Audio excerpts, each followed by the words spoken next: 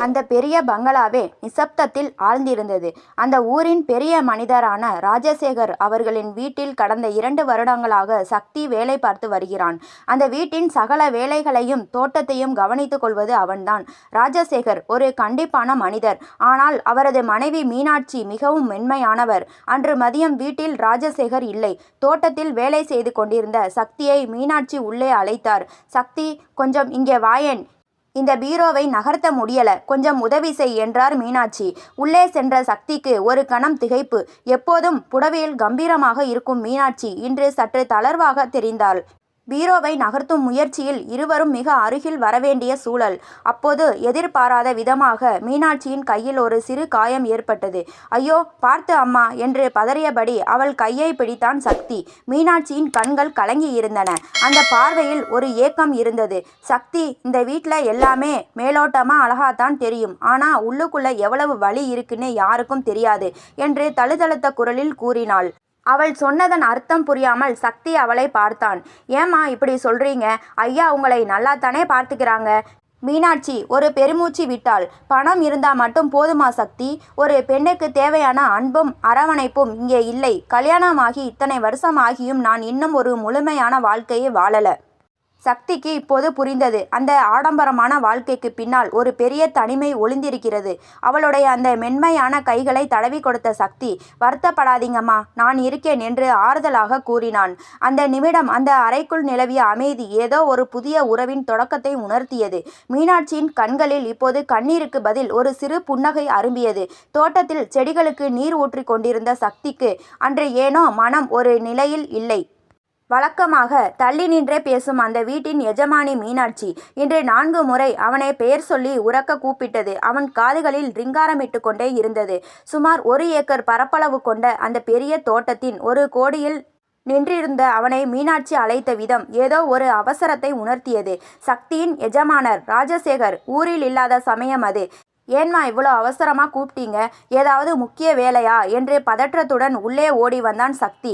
மீனாட்சி அவனை சமையலறைக்கு அழைத்து சென்றாள். உயரமான அடுக்கில் இருந்த சில பொருட்களை எடுக்க சொன்னாள். அவள் அருகில் நின்றபோதுதான் சக்தியின் கண்கள் அவளை முழுமையாக கவனித்தன. பாலில் ஊறிய ரோஜா இதழ் போன்ற நிறம், சுமார் 5½ அடி உயரம், வாலிபான தோற்றம், 30 வயதுகளுக்கே உரிய அந்த இளமை துடிப்பு அவளிடம் குறையாமல் இருந்தது. அன்று அவள் உடுத்தியிருந்த மெல்லிய சேலை அவளது அழகை மறைக்காமல் அப்படியே பிரதிபலித்தது. அந்த தோற்றம் எந்த ஒரு ஆணின் மனதையும் அலைபாய வைக்கும் ரகம். பொருட்களை எடுத்து கொடுத்துவிட்டு, வேலை முடிந்தது அம்மா, நான் தோட்டத்துக்கு போகட்டுமா என கேட்டான் சக்தி. சரி சக்தி, வேற ஏதும் உதவி வேணும்னா கூப்பிடுறேன் என அவள் சொல்ல அவன் மீண்டும் தோட்டத்திற்கு திரும்பினான். ஆனால் அவனது கவனம் மட்டும் அந்த சமையலறையிலேயே தங்கியிருந்தது. சிறிது நேரத்திலேயே மீனாட்சி மீண்டும் தோட்டத்திற்கு வந்தாள். வெயிலின் தாக்கத்தால் அவள் முகம் சிவந்து லேசாக வியர்த்திருந்தது. அவள் நடந்து வரும் அழகே ஒரு கவிதை போல இருந்தது. சக்தியின் வேலை செய்யும் இடத்திற்கு அருகிலேயே வந்து நின்றவள் அவனை ஒரு விசித்திரமான பார்வையால் ஊடுருவினாள். சக்தி, வெயில் ரொம்ப ஜாஸ்தியா இருக்குல்ல, தோட்டத்து வேலையை அப்புறம் பார்த்துக்கலாம், உள்ளே வந்து கொஞ்சம் அந்த ஃபேன் அடியில உட்காரேன் என்றாள் மென்மையான குரலில். அவளது அழைப்பில் ஒரு விதமான உரிமையும் சொல்லப்படாத ஏதோ ஒரு ரகசியமும் கலந்திருந்தது. சக்தியின் இதயம் முன் எப்போதும் இல்லாத வேகத்தில் துடிக்கத் தொடங்கியது. தோட்டத்தில் வேலை செய்து கொண்டிருந்த சக்திக்கு அந்த நாள் மிகவும் விசித்திரமாக தெரிந்தது. எப்போதும் எட்ட நின்று அதிகாரம் செய்யும் அந்த வீட்டின் எஜமானி மீனாட்சி இன்று தோட்டத்து செடிகளுக்கு இடையே அவனது வேலைகளை கவனித்தபடி அங்கும் இங்கும் நடந்து கொண்டிருந்தாள். வழக்கமாக அவள் அப்படி தோட்டத்தில் உலவுவது கிடையாது. ஆனால் இன்று சக்தி வேலை செய்யும் இடத்திற்கு மிக அருகிலேயே வந்து நின்றாள். செடிகளை எப்படி பராமரிக்க வேண்டும், எந்தெந்த பூச்செடிகளை எங்கே வைக்கலாம் என ஒவ்வொன்றையும் அவனிடம் கேட்டு செய்தாள். அந்த சின்னஞ்சிறு வேலைகளுக்கு இடையே அவர்களின் உரையாடல் மெல்ல மெல்ல திசை மாறியது. சக்தி, உன்னை பற்றி எனக்கு எதுவுமே தெரியாது. இல்லை, நீ இதுக்கு முன்னாடி என்ன பண்ணிட்டு இருந்த? உன் குடும்பத்தில் யார் யார் இருக்காங்க? மீனாட்சியின் அந்த கேள்வி சக்தியை திகைக்க வைத்தது. இதுவரை அந்த வீட்டில் அவன் ஒரு வேலையாள் மட்டுமே. யாரும் அவனது பின்னணியை பற்றி கவலைப்பட்டதில்லை. ஆனால் இன்று மீனாட்சியின் குரலில் எந்த கர்வமும் இல்லை. ஒரு எஜமானி என்கின்ற தோரணை மறைந்து ஒரு தோழியின் அக்கறை தெரிந்தது. சக்தி தன் கதையை மெல்ல சொல்லத் தொடங்கினான். அவனது கஷ்டங்கள், குடும்ப சூழல், இத்தனை கால தனிமை என அனைத்தையும் கேட்டபோது மீனாட்சியின் கண்கள் கசிந்தன. "இவ்வளவு கஷ்டப்பட்டு இருக்கியா சக்தி? நான் கூட இத்தனை நாளா உன்கிட்ட சரியா பேசினது இல்லையேன்னு இப்ப வருத்தமா இருக்கு" என்றாள் மீனாட்சி. அவளது அந்த உருக்கமான பேச்சு சக்தியின் மனதிற்குள் ஏதோ ஒரு மாற்றத்தை ஏற்படுத்தியது. ஒரு வேலையாள் என்கின்ற எல்லையை தாண்டி மீனாட்சி அவனுக்கு ஒரு நெருக்கமானவனாக தெரிய ஆரம்பித்தாள். அவளது அழகும் அந்த மென்மையான சுபாவமும் அவனை மெல்ல மெல்ல ஈர்க்கத் தொடங்கின. சிறிது நேர நீண்ட உரையாடலுக்கு பிறகு, "சரி சக்தி, வெயில் ஏறிடுச்சு, அப்புறம் பார்க்கலாம்" என்று சொல்லிவிட்டு அவள் வீட்டிற்குள் சென்றாள். அவள் சென்ற பிறகும் அவளது வாசம் அந்த தோட்டத்து காற்றில் அப்படியே இருப்பதாக சக்திக்கு தோன்றியது. நாட்கள் நகர நகர மீனாட்சிக்கும் சக்திக்கும் இடையிலான அந்த தயக்கம் மெல்ல மெல்ல மறையத் தொடங்கியது. ஒரு நாள் எஜமானர் ராஜசேகர் ஒரு வார கால வேலையாக வெளியூருக்கு சென்றார். அந்த பெரிய பங்களாவில் மீனாட்சியும் சக்தியும் மட்டுமே இருக்க வேண்டிய சூழல். ராஜசேகர் இல்லாத அந்த 3 நாட்களில் மீனாட்சிக்கு சிறு உதவி என்றாலும் சக்தியைத்தான் தேடினாள். அவனுக்கும் அவளை தவிர வேறு உலகம் இல்லை என்பது போலாகிவிட்டது. ஒரு நாள் மதியம் வறண்டாவில் அமர்ந்திருந்த மீனாட்சி உள்ளிருந்து சக்தியை உரக்க கூப்பிட்டாள். "சக்தி, இங்கே கொஞ்சம் வாயேன், எனக்கு ஒரு உதவி ஆகணும்" என்றாள். சக்தி உள்ளே சென்றான். மீனாட்சி சோபாவில் அமர்ந்திருந்தாள். "சொல்லுங்கம்மா, என்ன வேலை" என்று தயங்கியபடி கேட்டாள். "முதல்ல இங்கே வந்து என் பக்கத்துல உட்காரு சக்தி, ஒரு முக்கியமான விஷயம் பேசணும். நான் சொல்றதை நீ தட்டாம செய்யணும், இல்லைனா அப்புறம் நான் உன்கிட்ட பேசவே மாட்டேன்" என்று ஒருவித செல்ல அதிகாரத்துடன் கூறினாள். சக்திக்கு உடல் நடுங்கியது. ஒரு எஜமானியின் பக்கத்தில் அமர்வதா? "இல்லம்மா, அது என அவன் இழுக்க, "பரவாயில்லை, உட்காரு" என அவள் பிடிவாதமாக சொன்னாள். அவள் அருகில் அமர்ந்த அந்த நொடி சக்திக்கு உடல் முழுவதும் ஒருவித மின்சாரம் பாய்ந்தது போலிருந்தது. அந்த தேவதையின் அருகாமை அவனை நிலைகுலைய செய்தது. அவனது நடுக்கத்தை கவனித்த மீனாட்சி மெல்ல சிரித்தாள். "என்ன சக்தி, ஏன் இப்படி இறுக்கமா உட்கார்ந்திருக்க? நான் என்ன உன்னை கடிச்சா திங்க போறேன்" என்று கேட்டபடி மெல்ல தனது கையை அவனது கால் மீது வைத்தாள். அந்த தொடுதல் சக்திக்கு தலை சுற்றி விட்டது. உடலின் நரம்புகள் எல்லாம் புடைக்க அவனது இதயம் மேலம் அடித்தது. "அம்மா, அது என்ன வேலைன்னு சொல்லுங்கம்மா, நான் சீக்கிரம் போய் தோட்டத்தை பார்க்கணும்" என்று தடுமாறினான். மீனாட்சி அவன் கண்களை ஊடுருவி பார்த்தாள். "உனக்கு என்ன அவ்வளவு அவசரம் சக்தி? இந்த உலகமே இப்போ இந்த அறைக்குள்ள தான் இருக்கு, கொஞ்சம் நிதானமா இரு" என்று அவனது கையை இறுக பற்றினாள். சக்திக்கு இப்போது புரிய ஆரம்பித்தது. அவள் கேட்பது உடல் உழைப்பை அல்ல, இத்தனை காலமாய் அவள் மனதிற்குள் பூட்டி வைத்திருந்த ஏதோ ஒரு ஏக்கத்தை.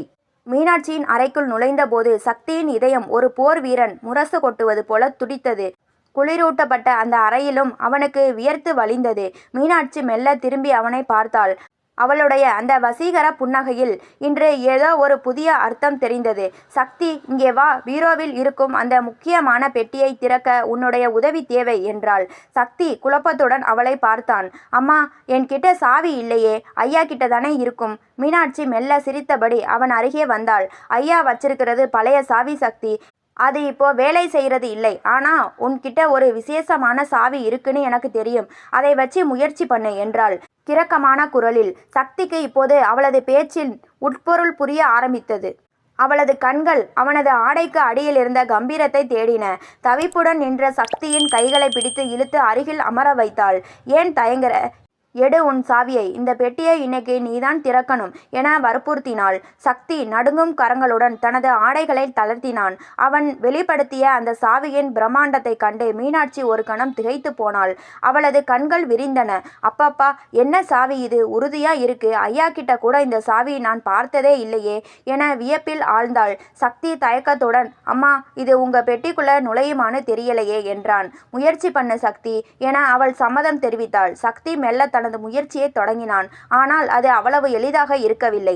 சக்தியின் அந்த அரை மணி நேர கடின உழைப்பு வீண் போகவில்லை.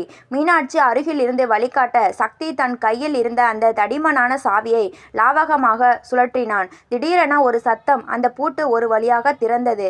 "அப்பாடா, திறந்துடுச்சு சக்தி, உன்னால முடியும்னு எனக்கு தெரியும்" என்று மீனாட்சி உற்சாகத்தில் கத்தினாள். உண்மையில் அங்கே திறக்கப்பட்டது ஒரு பழங்காலத்து இரும்பு லாக்கர். ராஜசேகர் வெளியூர் சென்றிருந்த அவசரத்தில் அதன் சாவியை தன்னுடன் எடுத்து சென்று விட்டார். மீனாட்சிக்கு தேவையான சில முக்கிய ஆவணங்கள் அதற்குள் இருந்தன. ராஜசேகரின் சாவி தேய்ந்து போய் சரியாக வேலை செய்யாத நிலையில் சக்தி தனது தோட்டத்து வேலைகளுக்காக வைத்திருந்த உறுதியான மாற்று சாவியை வைத்து மீனாட்சியின் வழிகாட்டுதலோடு அதை திறந்திருந்தான். "உன்னுடைய இந்த சாவி இவ்வளவு பலமா இருக்குன்னு நான் நினைக்கல சக்தி. எங்க ஐயா கிட்ட இருந்த சாவி ரொம்ப பழசு, ஆனா உன்னோடது புதுசா" சரியா பொருந்திடுச்சு என்று பாராட்டி தள்ளினாள் மீனாட்சி. அதன் பின் சில நாட்களில் ராஜசேகர் ஊர் திரும்பினார். ஆனால் அதற்குள் மீனாட்சிக்கும் சக்திக்கும் இடையே ஒரு ஆழமான நட்பு உருவானது. லாக்கரை திறக்க உதவியதற்காக மீனாட்சி அவனுக்கு அன்புடன் சில பணத்தையும் பரிசாக கொடுத்தாள்.